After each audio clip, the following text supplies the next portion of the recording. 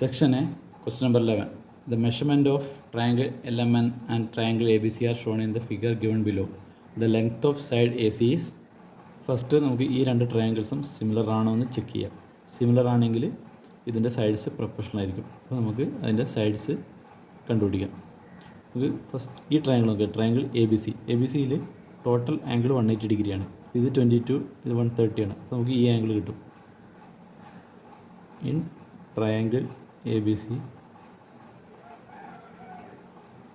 angle A plus angle B plus angle C is equal to 180. Therefore, angle C is equal to 180 minus angle A is 22 and angle B is 130. So that is equal to 28 degree. Angle C 28 degree.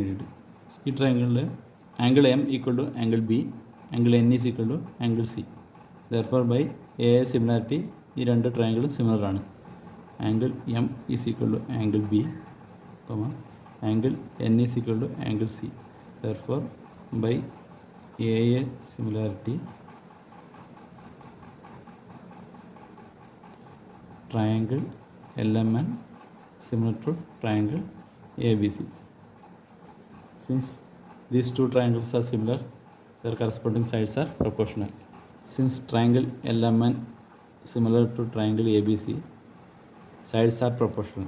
It is AC by LN is equal to AB by LM. That is AC is equal to AB by LM into LN. That is equal to AB is 5, LM is 45, LN is 72. ഇതും കട്ടായി 9 ആണ്, ഇതും 8. So that is equal to 8. AC is equal to 8 centimeter. So our choice is C.